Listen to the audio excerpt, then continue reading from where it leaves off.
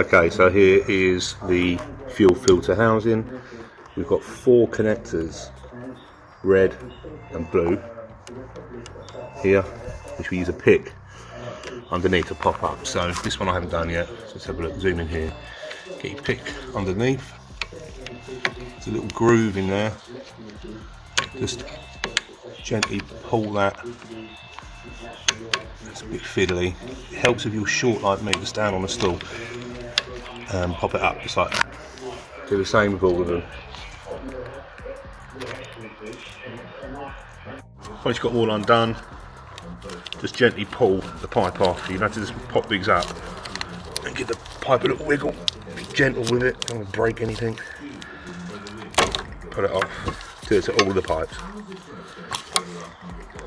Now some of these have got a connector, electrical connector on the bottom of them for a water sensor. Mine doesn't have that.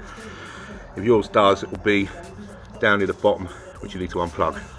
Once you've done that, you literally just have to get hold of the housing and pull it up by it. Up. Now it comes. And mine has actually got an electrical connector on it, so I need to disconnect that. Okay, so that's the housing out. We're going to take it over to the bench, put it in the vise so we can work on it easier.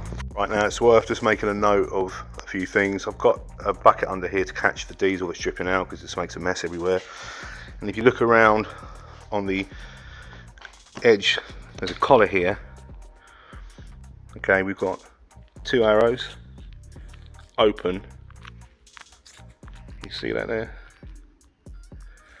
So to open it, we obviously need to twist this collar around to open up the filter housing.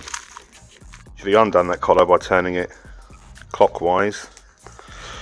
Now the collar's undone and I can separate these 2 sections by putting the top up.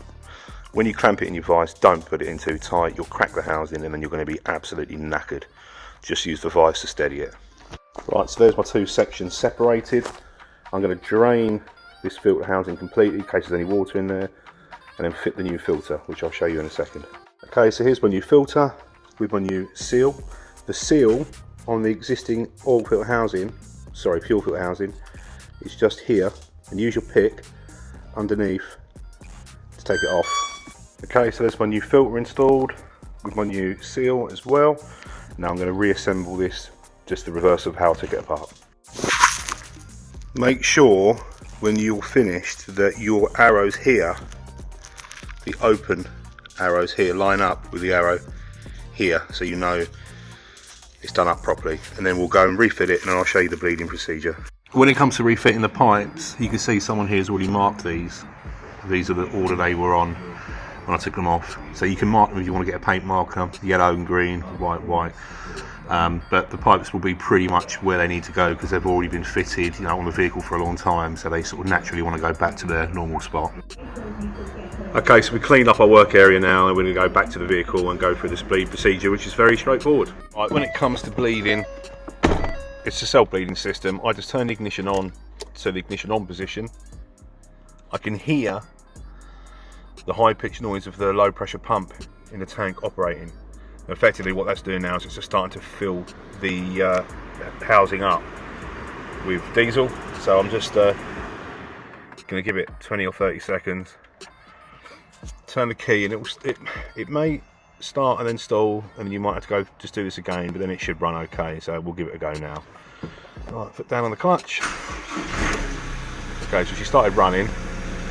Might go lumpy, a little bit lumpy there, but no, she's running. Just give her a rev, and that's it. That's your fuel filter changed. Just go over to the filter with the engine running and just make sure you haven't got any leaks. But if you've done it properly, you should be fine. Thanks for watching.